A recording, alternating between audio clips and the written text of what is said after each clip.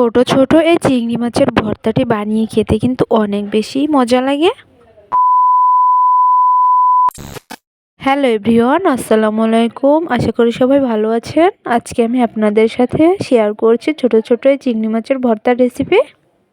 আশা করি এই ভর্তার রেসিপিটি অনেকেই বানাতে পারেন, তবে আমি কিভাবে বানিয়েছি সেটি আপনাদের সাথে শেয়ার করছি। ছোট ছোট এই চিংড়ি মাছগুলোকে প্রথমেই আমি বেশ কয়েকবার ভালোভাবে ধুয়ে নিচ্ছিলাম। ভালোভাবে ধোয়া হয়ে গেলে আমি অন্য একটি বাটিতে তুলে নিচ্ছি। মাছগুলো ধোয়ার পর কিন্তু দেখতে অনেক বেশি সুন্দর লাগছিল। এখন আমি মাছটি ভর্তা বানানোর জন্য আর যে উপকরণগুলো লাগবে সেগুলো আমি রেডি করে নিচ্ছি। এখানে আমি বেশ কয়েকটি পেঁয়াজ আর রসুন নিয়েছি, আর এখন এগুলো ভালোভাবে ছিলে ধুয়ে পরিষ্কার করে নিচ্ছি। এখন এগুলো কেটে নিচ্ছি, আর এর সাথে অ্যাড করেছি শুকনো মরিচ। ভর্তার সাথে শুকনো মরিচ দিলে কিন্তু ঘ্রাণটা আরও বেশি সুন্দর হয়। এখন আমি চুলায় কড়াই বসিয়ে দিয়েছি, আর এতে দিয়ে দিচ্ছি পরিমাণ মতো তেল। তেলটি যখন গরম হয়ে আসবে তখন আমি এর মধ্যে দিয়ে দিচ্ছি পেঁয়াজ কুচি ও কোয়া কোয়া রসুন।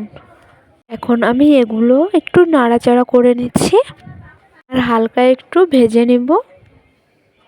হালকা হালকা যখন ভাজা হয়ে আসবে তখন আমি এর মধ্যে অ্যাড করে দিব পরিমাণ মতো হলুদ দিয়ে দিচ্ছি। হলুদ দেওয়ার পর একটু নাড়াচাড়া করে এরপর আমি দিয়ে দিচ্ছি অল্প একটু লবণ। এখন আমি আবারও নাড়াচাড়া করে ভেজে নিচ্ছিলাম। ফাইনালি কিন্তু আমার ভাজাটা প্রায় শেষ হয়ে আসছে। দেখতেই পাচ্ছেন হালকা লাল লাল হয়ে আসছে। এই পর্যায়ে আমি পেঁয়াজ আর রসুনটা উঠিয়ে নিব, আর শুকনো মরিচটাও ভেজে নিব। এখন আমি চিংড়ি মাছগুলোকে লবণ আর হলুদ দিয়ে মাখিয়ে নিচ্ছি। এই পর্যায়ে চিংড়ি মাছগুলোকে দেখতে কিন্তু খুব সুন্দরই লাগছিল। আর এখন আমি কড়াইতে দিয়ে দিচ্ছি ভাজার জন্য। মাছগুলো আমি অল্প আঁচে করে বেশ কিছুক্ষণ ধরে ভেজে নিব।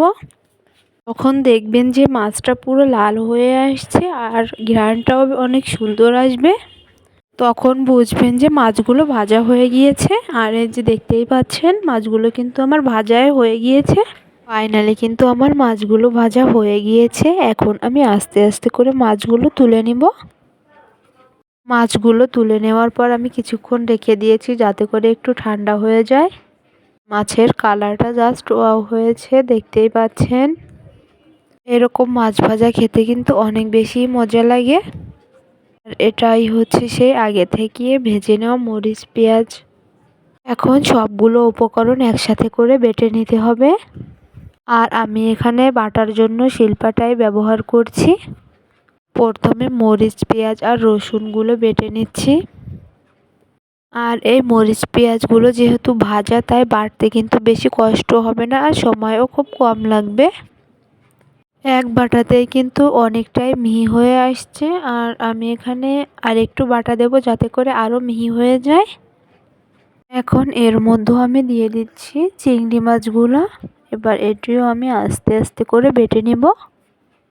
মাছগুলো বাটতে একটু কষ্ট হলেও কিন্তু খেতে অনেক বেশি মজা লাগবে।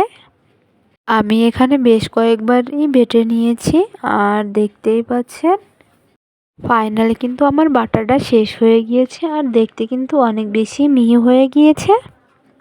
এখন আমি এটি তুলে নেব। আর তুলে নেওয়ার পর কিন্তু আমি পাটাতে ভাত বেটে খেয়েছি। এক কথায় ভর্তাটি এত ভালো লেগেছে যা বলার মতো না। আপনার যদি কোনো কিছু দিয়ে ভাত খেতে ইচ্ছা না করে তাহলে আপনি এমনভাবে এই ভর্তাটি বানিয়ে খেতে পারেন, নিমিষেই এক প্লেট ভাত শেষ হয়ে যাবে।